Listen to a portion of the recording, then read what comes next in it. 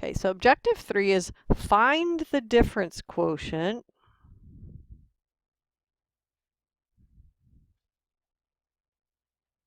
of a function. And this is a concept that you'll definitely need in calculus. So here's the definition. The difference quotient of a function f at x is given by this formula. F of x plus h minus f of x all over h, provided that h is not equal to 0, because you can see that then we would be dividing by 0.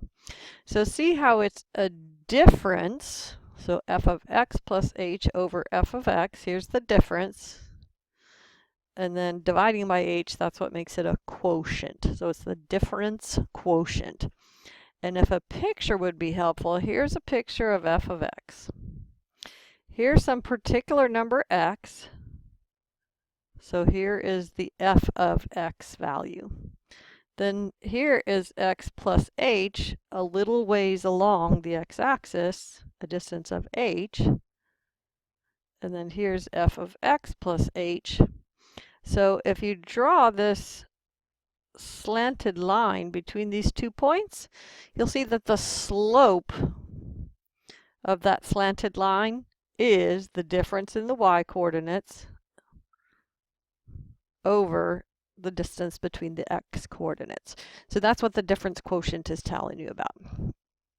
So I won't give you this formula. On a test, it will just say, find the difference quotient. Here I'm giving you the formula because I know you don't know it yet. So let's do it step by step, because some people find it easier to do it step by step.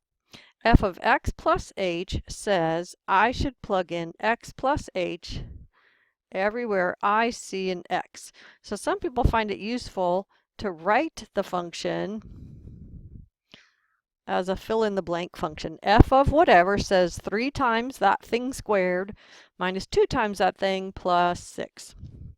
So we're going to do all the algebra that's written here. We're going to do x plus h times x plus h minus 2x minus 2h plus 6. 3 times, this is x squared plus 2hx plus h squared minus 2x minus 2h plus 6. And then we're going to distribute. So we'll have 3x squared plus 6hx plus 3h squared minus 2x minus 2h plus 6. Now I don't see any like terms here, so I can't simplify at all. So this is the f of x plus h part of the difference quotient. So now I need the numerator, which is going to be f of x plus h that we just figured out, minus f of x. So it's 3x squared plus 6hx plus 3h squared minus 2x minus 2h plus 6.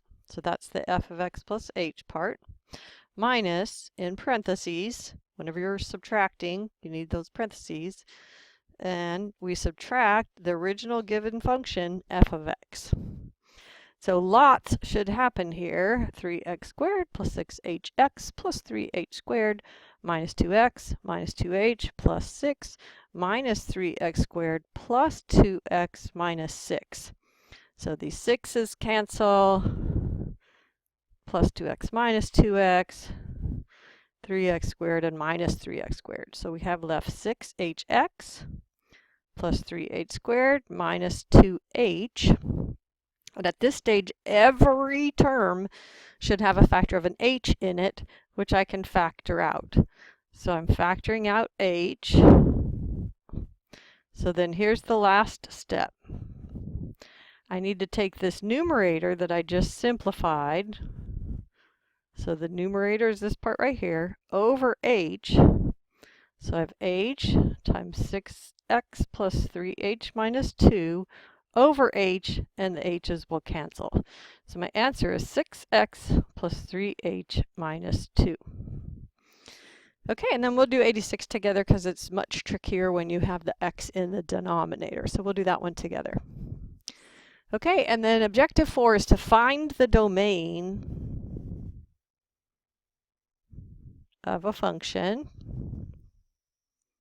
defined by an equation.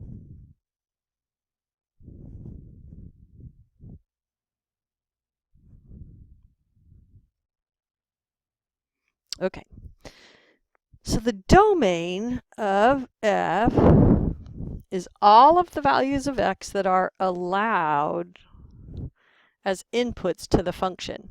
So in other words, you can get real values for the y coordinate of a point on the function. So at this point, we'll have two things to worry about. Don't divide by 0, and don't have a negative number in a radical with an even index. So no negatives inside a square root, no negatives inside a fourth root, no negatives inside a sixth root, and so on. Because those are not real numbers, right? We already know that. So later on we will add that we need to worry about logarithms, but we haven't talked about those yet. So the first example says, find the domain of this function. Well, these are simple examples, so really all they want you to do is look and see if there's a denominator where you might be dividing by 0 or a radical that might have a negative in it. So g of x has a denominator of x cubed minus 4x. So I want this to not equal 0, right? Well, the process for figuring out where it does equal 0 is exactly the same for finding when it doesn't equal 0. So I'm going to factor out an x and get x squared minus 4, and I want that to not be equal to 0. Keep factoring. So I want x to not equal 0, 2, or negative 2, and that's the domain of this function. And it's understood that it's all real numbers except these. So if you were going to draw a picture of it on the number line of the domain, you'd say there's nothing here, nothing here, nothing here, but everywhere else the function is defined.